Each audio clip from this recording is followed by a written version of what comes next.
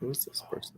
All right. Here we are live on YouTube for the Overtime Show. We the Thunder. Wow. What a great week. Great show, Schoolie. Uh, it's always a struggle when Shooter's not here because he is the producer of the show. He's the one that's got the sound effects. He's got it down with the outro. Clearly, I do not. Listen, we just show up on Monday nights, and Wow. Shooter's like, "Here's what we're going," and we're like, "Okay." Like Wow. he doesn't tell us really in advance. He just says, "I got a game for us. This we're going to discuss this," and then it's like, "Oh, all right, here we go." So without him, it's kind of like shooting on the fly. But we did ping pong off of each other pretty good today. How about the Rays? Fucking, they won again. 4-0. Yeah, dude. I was actually watching that. I was like, I don't. I almost didn't want to start the show because I was watching the Rays game earlier. I'm like, oh man, we're good baseball right now. It's awesome. What's funny is because we haven't really talked this week. We both, all three of us, have been really busy, so we haven't really talked. And I was like, okay, there's still a show, right? And then I was like, let me see how long ago Stash was online. It was like an hour, and I was like, "Oh fuck! I hope he didn't go to sleep. I hope he's still coming on the show." Like, because I get on here right around 8:30 ish, and we play around in the and get ourselves ready and in the green room before we go live. And I was like, "Oh, please show up, please show up!" And then all of a sudden, I see your camera connect, and I was like, "Oh, thank God!" Yeah. It's Mondays can be kind of tricky for me because Nikki closes and I have to get Hunter to bed at a certain time, and so like 8:30 is usually when I'm getting him to bed, and then we like snuggle and either watch a show or read a book or something like that. So it's hard for me to get in here much sooner than 8:50 on the nights that Nikki closes. So and her schedule changes a little bit here and there, so she doesn't close every Monday, but most Mondays she closes. So that's why she walked in. Perfect timing, as I was talking about her during the show. Pretty comical. This is Stash. Speaking of which, yeah. So she's got those mother ears.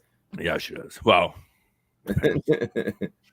she's got some timers too, just like I do. Yeah, but I just read this meme. It says, "Go into the unisex bathroom to take a shit." Shit. Yeah. I was like, "Oh, that's pretty funny." So anybody that says we have a couple of viewers in here, so I want to know, who do you think from Boston makes the Hall of Fame? I mean, Pasta? I think who? Pasta? I eventually, yeah. I think it's still early, but yeah, I think we could probably write him towards being a Hall of Famer. Bergeron? Absolutely. Yeah, absolutely. You don't win as many Selke trophies as he has, and not make right. And he's got 2 cups, right? I think. Yeah, I think he's first ballot there. Yeah, absolutely. Marchand, do you think Marchand does? It's I mean, I don't know, man. I don't know because I feel like I mean, he scored 20 goals again. Let's see. Look at his career stats. That's what I was just getting ready to do. He's almost at 1,000 games, 371 goals, 487 goals, and 307. I mean, yeah. I mean, he's not quite a point per game player. He's about 100 games shy of being a point per game player. But I think eventually, Chris is in the chat again saying, yeah, I think he will eventually, especially, I mean, well, let's see, 10, 9, 10. He's in 13 years. He's 34. I don't know how much longer he's going to play. I think he's right there. He's notorious, that's for sure. He's one of the most infamous players to ever play, especially in modern hockey. But I do think you're looking definitely at Bergeron makes it, and Pasta probably as well. Do you think anybody else? Anybody else from that team?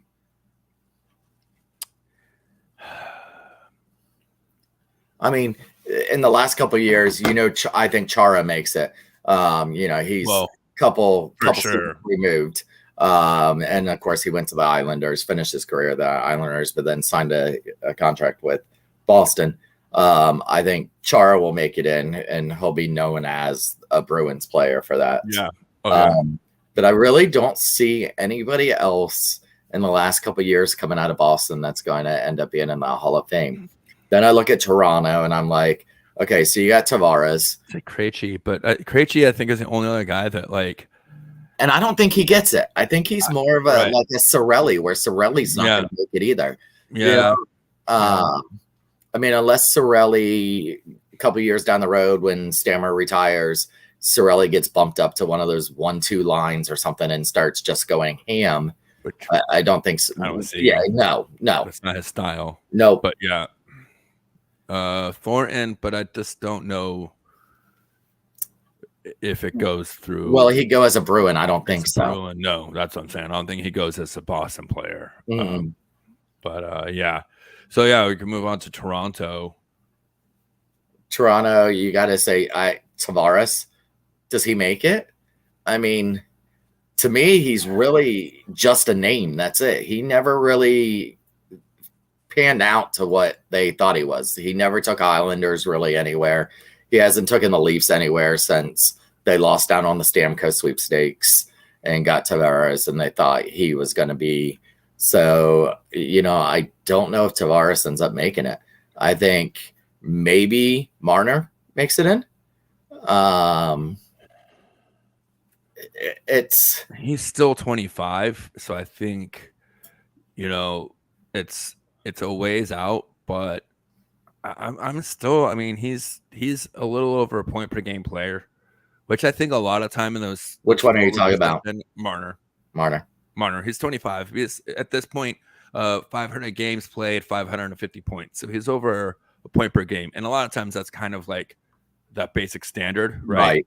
If you're not a point per game player, then you're probably not even gonna make it eventually. But there's some of those guys like Marchand, I think that's gonna be like close because of how infamous he was and notorious that eventually he probably does make. And he was a big part of the identity of that Boston team as he's been there.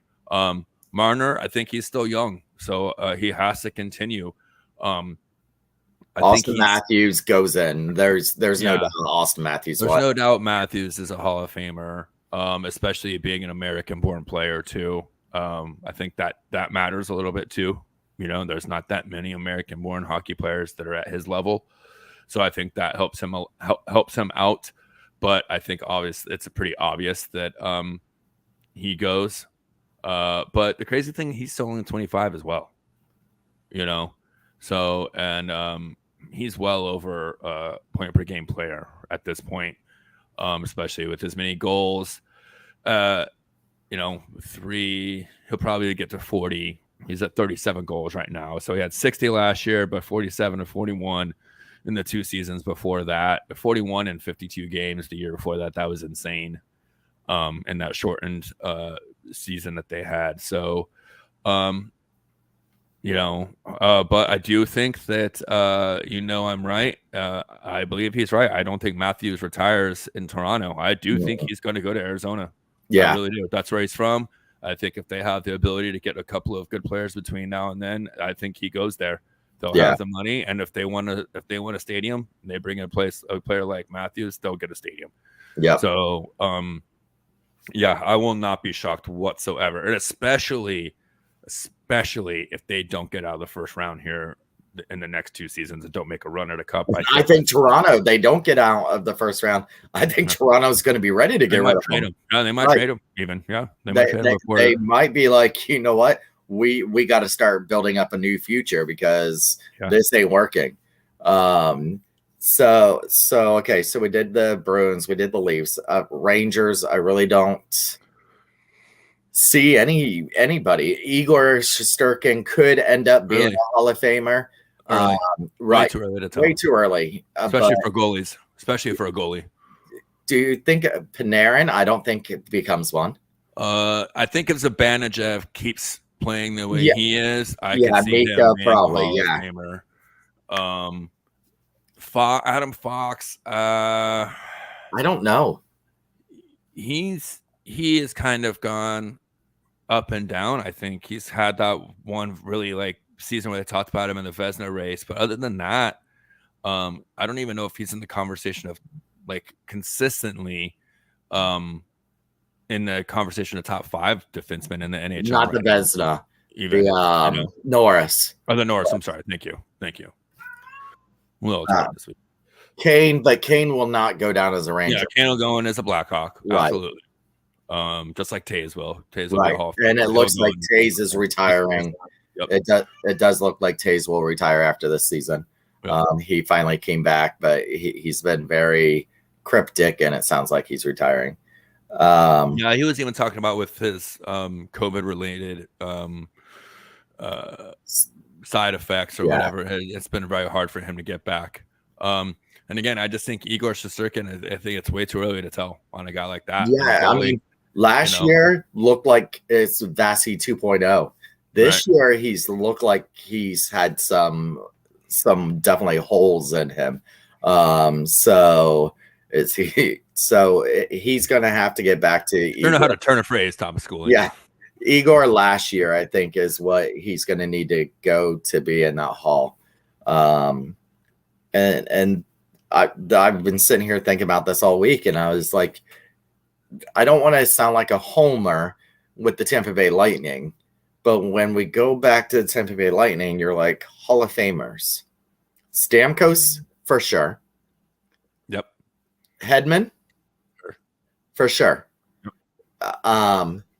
Vasi, I think, for sure. Yep. Already. Yeah. And then it's like Killorn. You know, I go back to like that stat that I say and like the point per game and stuff like that. Like I feel like he's like a Palat to me. You know what I mean? Where like if you know what he does as a player and if you know what he does as a voter, he's got a chance. But I just don't think he's been flashy enough on a team full of other Hall of Famers. To me, I think if Vinny never makes it in, Killer never makes it in. Oh yeah, for sure. So and there's a big push. There's a lot of people, players Marty, in the NHL, Marty pushing, is the and biggest Marty is cheerleader for Vinny to be put in. You got Kucherov; he's going to be a guaranteed Hall of Famer. Yep. And then you got Point. I don't see Point not being a Hall of Famer because I think his playing time is just going to go up and stuff like that. So. With Point, he would have to have a severe drop off. Yeah. A severe drop off. And if you look at his numbers, it's the opposite. It's the opposite of what's going on. He had that 40 goal campaign in 18-19 when the entire team was just scoring at a torrid pace, right? And he had a bit of struggles in the 2 shortened seasons. But again, he's been. And then last year he was banged up. He missed considerable time in the regular season with that hip injury, and then got injured again in the playoffs. But I think that kind of hampered him. But you see the way he played, the way he played this season. That's the standard of Brayden Point. And again, I think he's 27. I think he's just in the middle of his prime, and if he gets 3 or 4 more seasons like he had this year and we get another cup, absolutely that dude's on the Hall of Fame. Because you think Cooch and him's going to play together at least 3 to 4 more years. Right. That duo is not going to give up. Whether you have Stammer continue that far out, we don't know. But definitely Cooch and Point will be together for at least that many years. There's no way this team trades either one of those. That's going to be their next foundation, really. I see Serena say Perry and Maroon. I don't think Maroon gets in. Perry possibly. I I think Perry does. Maroon, from his Anaheim career, absolutely. Perry gets in from his time in Anaheim, and he'll go in as an Anaheim Duck. Yeah, he'll go in as a Duck. Even though he probably will tell you that at the end of his career, he's surprised at how well he loved playing here and how much he enjoyed being here. He's an Anaheim Duck, as far as I'm concerned. Even though he went to Dallas and Montreal and then came here, like he is an Anaheim Duck. Maroon's a St. Louis Blue. Yeah, and that's where he's from. That's his hometown. And even if he did go, I think that I still think Maroon would go in as a Lightning player. Honestly, if he went in, I think he would, because he's that guy that came and embraced it here. And he's like, even though he's from St. Louis, this is his home, and I think he would. But yeah, it's funny that we have that many conversations on this team right now, and you bring a good point up that even all around. I mean, maybe Colorado might be the only other team right now that has a team that you could say, okay, how many Hall of Famers are they going to have? But there's still some young guys there, and I think McKinnon's probably only the guy that's going to be a lock on that team. I'm not even sure about Landeskog because he's had injuries and he hasn't been quite the player that you want him to be. They haven't really had a goalie out there that's going to be a Hall of Famer. Makar, it's again something that has to go tragically wrong for him not to keep up his pace and be a Hall of Famer. But yeah, there's not a lot of other teams right now in the NHL that you could sit there and say we have 4 future Hall of Famers locked, right, playing right now on this team. Five. So when you think about these old teams that you see those Hall of Famers and they all played for this team, and what an amazing era to be playing with those. Think of that in the future. Think about your son when he's your age is going to be like, look at all these Hall of Famers that came from the Tampa Bay Lightning. Yeah. And I was around for that era, and that's what I was like, man, that's just going to be amazing that these players, whether it's our lifetime or not our lifetime, sometime there'll eventually be that many Tampa Bay Lightning players in the Hall of Fame. Yeah. And it's, I think someone was there mentioning about, I'm right. Killer isn't going to make the Hall, and I agree, but I think he's without a doubt. Serena brings up, are we talking about Hockey Hall of Fame or Lightning Hall of Fame? Hockey. Right now we're talking about Hockey Hall of Fame, but absolutely Lightning Hall of Fame, Killer is up there, and I think he gets a number retired. I think here in about 5 or 6 years, the Lightning are going to be really short on the amount of numbers. We're going to start seeing some really creative hockey numbers here in the next few years, because while we have, like, I would say 5, as we just counted, pretty much locked in Hall of Famers on this team as far as Hockey Hall of Famers, I think we probably have about 10 guys right now that are going to be in the Lightning Hall of Fame. Yeah, no one will ever wear the 91 again. Oh, no. No one ever will wear the 77, the 86, the 88, the 21. Those 17, nobody I will. bet 17 gets retired. I can almost guarantee they retire Killer's sweater. I mean, eventually. There's going to be nobody in those things. And are the Lightning only retiring Hall of Famers? Well, no, because you have Vinny. Vinny's not a Hall of Famer. No, but that already sets a standard. But he was a captain.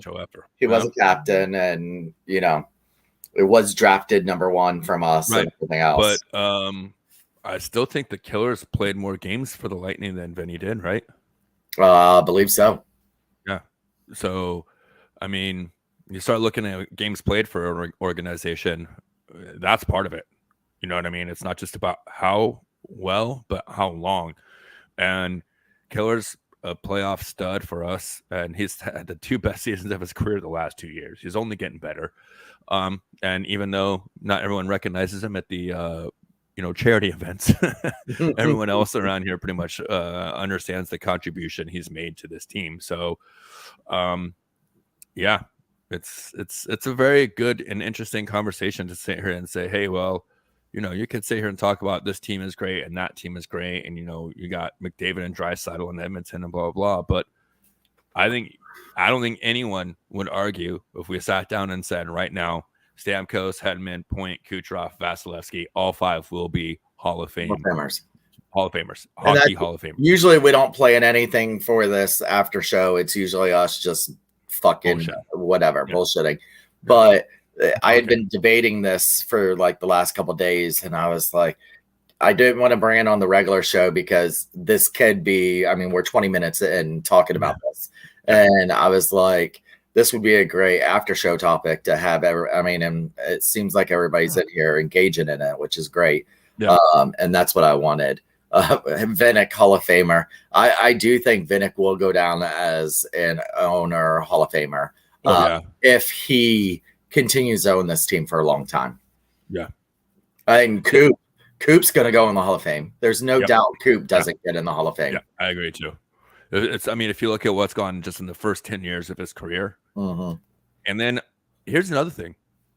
How long does Coop coach in Tampa? Does he have now like a free pass until he decides to leave at this point? He has to. I mean, like this team would have to seriously like become an Anaheim or like a Philly. I don't know, even if it was Philly, if they had to go through like a big rebuild because they spent like, I think the ownership would know, hey, it's not Coop's fault. We sold the farm in the early 20s, late teens, early 20s to build this championship dynasty. Does JBB go before Coop? Well, here's okay. It's a business, and we know that, right? There's something about this organization that feels like a family. Yeah, they talk about that, and I think that goes a long way to the culture that this team has been able to establish, and what creates them as a winning franchise and being such a successful franchise is that Mr. Vinik has come in and treated it like his family. Coop comes in, treats it like his family. He treats the guys like equals. These are all things that I think bring guys to stay. And what's the better job? Okay, right? So guys like GMs usually get fired for having unsuccessful seasons and not making the playoffs over an extended period of time, or they leave because they're in a mediocre place and they're doing well and they brought a team that was a bottom feeder to the mid level, and then they could go find another team that's close to winning and then get them over the hump. Well, what's the next level for JBB? What other franchise is better job than the Lightning? What other coaching job in the NHL is better for Coop than the Lightning? They would have to have this a colossal collapse, and then Mr. Vinik would have to just be like, well, I understand that part of it's because we went all in on this rebuild, but maybe we just need fresh blood. And I still don't see that. I just don't see that, because Mr. Vinik knows that as good of an owner as he is, his franchise is only as good as it is because of JBB and John Coop. You know what I mean? It's a three-headed monster. Like if it wasn't, or it's like a triangle, right? Like if you don't have one side, everything collapses. And so it's that perfect triangle of ownership, GM, and coach that just create the culture. You brought up family, and so last night at the Callahan Gala, the players that were there was, of course, Callie, but you had Stammer, Hedman, Paul, Cirelli, Hagel, Point. Am I missing anybody? And Killer. Yeah. So we had all those there, but when they're doing their donations up on the screen, and all of a sudden here's Coach Cooper's donation, not there, but he put in money to support it. Then they announced Mr. Vinik had just called in with a $10,000 donation. You had JBB, who was there also. He did a nice donation up there. Then you had Mikey, who works for the equipment staff, buy Stamkos's retro away jersey. There's retro home. One of one. No other one. Buys it for 10 grand. The equipment guy. And when he's bidding on this, the whole team looks at him and is like, what are you doing? Like, me and Stash talked about this a few minutes before we went live. Like, he probably could have just told Stamkos, I want that jersey, and Stammer would have gave it to him. He is the only player that has got to see every one of Stamkos's goals, or the only person on the team. No other person on the team has been there for every single one of Stamkos' goals except for him. And here he is bidding $10,000 for this jersey. That right there shows you this was to support Callahan. And so it was great to see that, even though Cali still brings it here to Tampa every year. And he announced last night, starting next year, and I meant to bring this up on the show, he is bringing back the Cali's Children's Suite. Nice.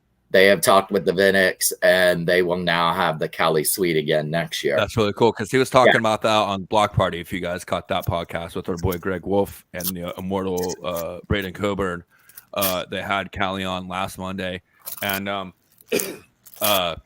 he was talking about how, even though he's gone and his home is back up in New York, but he comes down here like just because like that's where their family is. But he just came down here a month ago for a tattoo. Yeah, exactly. For a tattoo. Yeah, like this is still his second home. Like he still considers this like 1A, 1B. And he said his fundraisers will stay here. They are still just as active in the community with all the charitable organizations they started here. They're staying in Tampa with those things. You saw it this week, like last night with his gala last night. He's still here with that. And that's really cool. He was talking about they used to have a suite when he was here. And there was with COVID is actually, even he had left, but the reason they stopped doing it was because of COVID. And I'm really happy to hear that they're going to start doing that again next year, because that's such a big deal. Year. That's such a big deal to me. It's like Ellis. If you guys seen that with the fan with Down syndrome, who is now like their unofficial mascot. Basically, he's the guy. If you go to the games, he's the kid with the blue hair that's always winning the dance off. That's the only thing I did not like, because you were at the Islander game. Yeah, that little girl deserved it, and kudos to Greg Wolf, who ended up going, it's a tie, even though they put Ellis up on the screen. But it's not right for them to put another kid against Ellis. Put those ladies and put those men against. I think she's a bit of a plant too, though, because I've seen her on multiple of the dance-offs, and even in the highlight package they showed of Ellis, they showed 2 other times when it was those 2 going head to head. So I think she's another one of those like regular kids that they like to feature in the crowd. So I've seen her win the dance-off before. So, but yeah, I felt the same way. I was like, they kind of just give it to him. But dude, the guy's got sweet moves, man. She was a little bit, and I say, man, she was like, she always brings it, but she was bringing a little bit extra. Yes. The Islanders game, she was really feeling it. She was. I was like, oh, that girl's got it. And then they put Ellis, and I went, oh, don't do this. Don't do this. Yeah. And then they put, and you can tell Greg was going to pick her as the winner. Yeah. And then they put Ellis as the winner. And he goes, oh, Ellis is the winner. Well, it's a tie. It's a tie. And I was like, yes, it's a tie, because that girl was doing damn good. By the way, these are great. Oh, really? Yes. God damn it. I just made the mistake of getting the Pop-Tart little bites. I don't know if you've seen that. They come in like packages of like 6 or 8, and it's just like little mini Pop-Tarts. Like, it's amazing. That's why it was 101. The Callahan Foundation pouch. Okay, there you go. But yeah, I made the mistake of getting on the Pop-Tart blueberry bites, and now by that time I was a little toasted. That's what I missed about last night. That's what I missed last night. I had to tell everybody to keep their number away from me, especially when they were doing this there, because I didn't do a number. I didn't participate in it because I knew I was going to be drinking, and they would have been like Stammer's Cup, and I would have hit 30 grand. Yeah. You know? Yeah. And see, that's another reason why I didn't really want to go without my wife last night, because I definitely could have gone ham on a couple of those. And it's like I don't have enough autograph shit on my wall already. Let's get some more up there. I still don't even have my signed jersey up there yet. So yeah. Once you took Killer off the wall. Just saying. Oh, it's when I put Stamkos on the wall. I'm not saying that I took Killer down. It's when I put Stamkos up. All right. And I actually had all three of those guys up before the game, before this weekend. So I got them on the wall on Friday. So they were up there for Saturday's game. So no jinx there. But I think that will be the final iteration of the wall going into the playoffs. So there you have it, folks. I might hang my flag over there where the Hall of Fame poster is, because you can't see the Hall of Fame poster. It's so dark from here. But I'm gonna give you guys a little tip for you guys that want to go to the Ryan Callahan Foundation gala next year. General admission ticket. Yeah. He was telling me, because I was looking at getting a 4-top VIP table, because I'm not trying to like brag or anything, but we could use a little bit of a write-off this year. So I was like, oh man, that would help us a little bit if we did that. And then it's like an hour early access, but Schooley was saying that it didn't really give you anything except for a chance to get in there a little bit early, get a couple drinks before, and the players still didn't get there until 6:30 when general admission was allowed to enter. So if you want to go next year, get the GA, and then we'll all get together and pitch in on, you know, the raffles, and that's how you go ahead and give your money to them, is through the raffles and whatnot, or just a charitable donation in general. But yeah, I'm with you, Serena. Next year we figure out when it is, and we make a big deal out of it, and we go en masse. Don't get me wrong, I was so pleased to go in and get the VIP and everything else, but when April showed up, like literally I'm outside smoking a cigarette waiting for her and Linda Barrows and her husband to come in, because it was literally just appetizers that they ended up still having when right. The best things there last night though was some fries. They had fries that were sitting in like almost like a Checkers, the little white container and stuff, with gravy on the whole bottom of it. So the whole bottom of the fries sat in this brown gravy. It was so good. April and I were trying to hunt down this fry guy, but it was the most delicious thing there. I'm not falling asleep. I'm going into a pseudo food coma just thinking about gorging on fries like that. The beef thing that they had was horrible. It tasted horrible. Beets are tricky. Beets are really tricky, man. No, beef. Oh, beef. Yeah, they had some. They look like chicken wings, like a flat on a chicken wing, but they were beef. They had 2 beef, and then they had a lamb, I think, in the middle. They all look like flats on chicken wings. They were disgusting, and I thought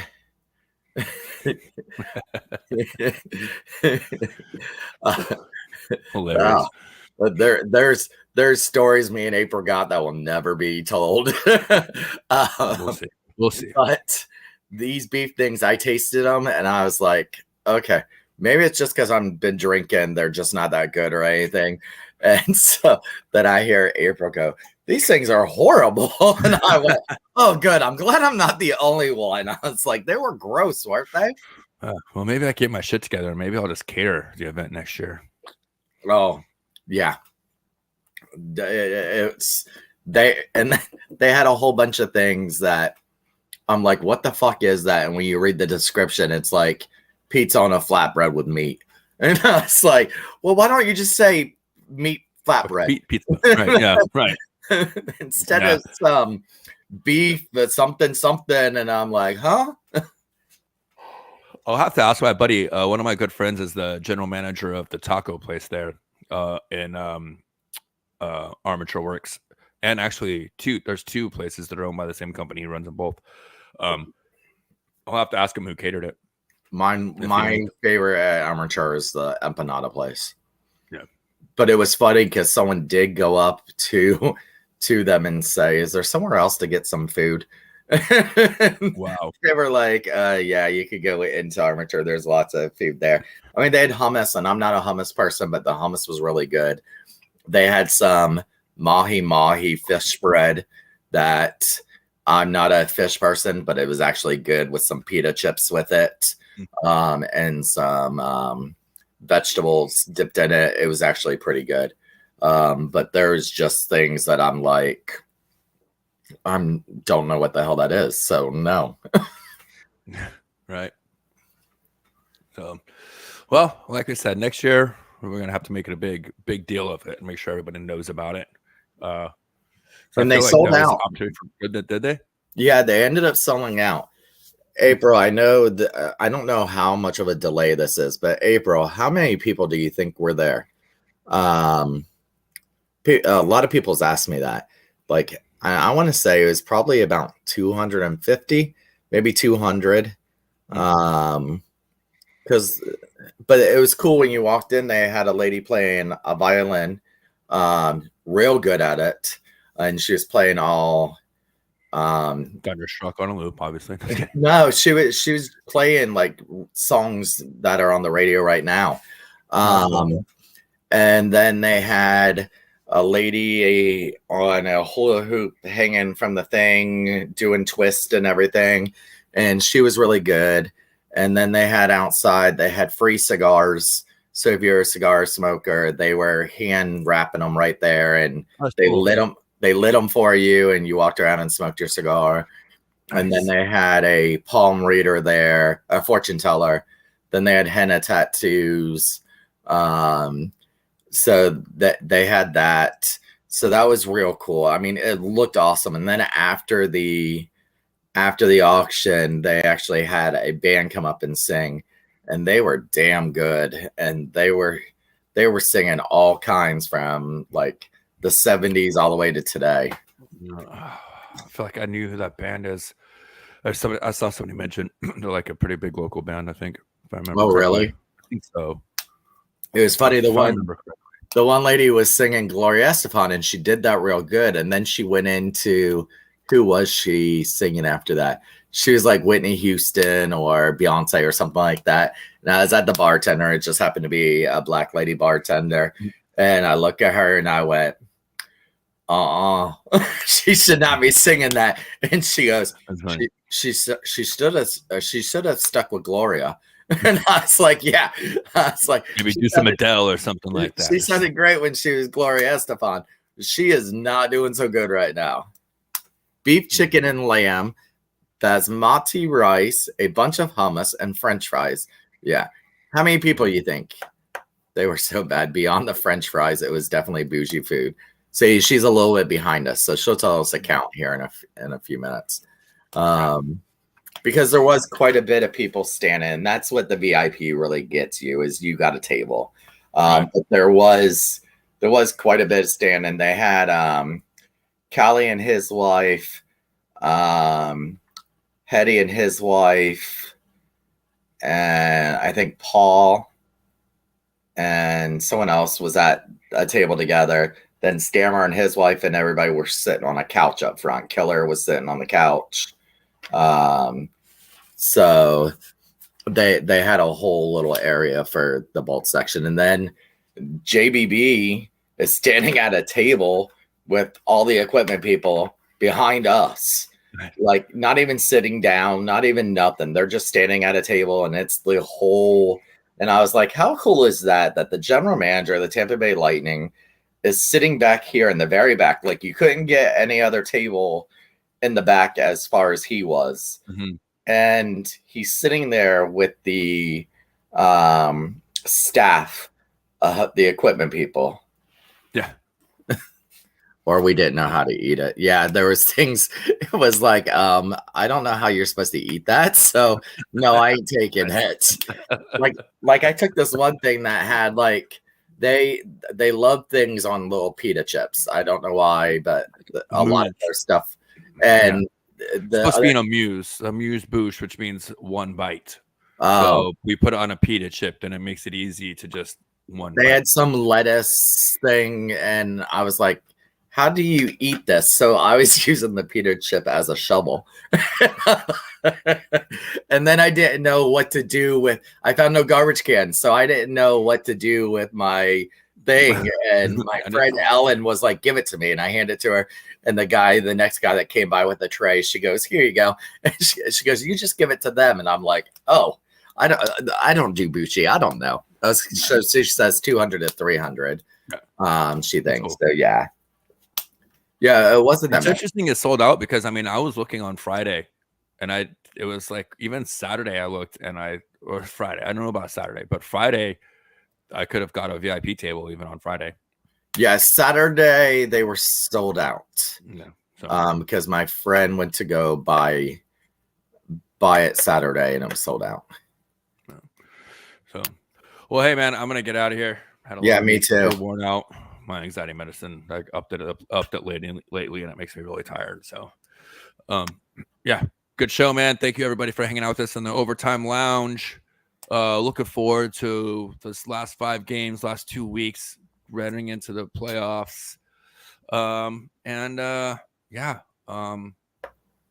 wait for the gala next year too. Now I'm excited. Now I'm never gonna miss it again ever. Yeah, no. After last night, I was like, now I'm hooked. I was and I had so much FOMO today too. Because I mean, it's you, it's Leah and Linda, it's you and April, Leah and Linda, Joyce and Debbie. Yeah. Like all of my ride or dies are there, and I'm like, well, this is fucking lame. Did I tell you I puked yesterday? I was so nervous. I puked. My outfit, I had been getting different pieces from Amazon, and I was like sending it to like 10 different people going, what should I wear? This, because trying to be celestial, that was the thing. Right, and so then I started getting real nervous. Well, my sister, who I was supposed to go over her and show the whole outfit to once I got all the pieces and got ready and stuff, my nephew's wife went into labor the night before in Pensacola. So my sister had to go to Pensacola that night. So she wasn't here yesterday. So now I have nobody in town that I can show this outfit to I'm even sending it to April, and I'm sending it to other people and being like, which tie should I use? Should I do this? Blah, blah, blah. And so then finally Nicole was like, come to my house. I'm going to hem your pants for you and you're going to get ready and you'll be fine. Bucci was at the table with Hetty and Callie and Paul. And, so I went over to Nicole's house and she calmed me down, thank God, because I had puked yesterday. I was so nervous. And just because I'm in this gold blue shirt and then points like, hey, he's like, I haven't seen you in a while. And I was like, yeah, I've been busy. And he's like, I like your celestial shirt. And I was like, oh shit. I was like, thank you. I know. Which, by the way, about this earlier, awesome that Bucci was there. Yeah, because Callie do the show together on ESPN, so that's really cool. He started off the ceremonies and he talked about how him and Callie are partners and blah, and then he ended up bidding on something, and I want to say it was like 6,500 or something, and the auctioneer goes, will you round it up to 7? And Bucci's like, yes. Nice. So it was really cool that he was there to support him, and like can we take a picture? And he's like, let me hold up my drink. So really cool guy. April spotted him right away. She's like, is that Bucci they're talking to? And I was like, where? And I was like, oh, that is Bucci. Nice. So, well, all right, guys. Thanks again. We'll get out of here. We'll see you next Monday. Shooter will be back. We'll be talking about the last week of the season and look for the playoff push. Yep. That's our overtime. We'll see you later. Have a good night, everyone.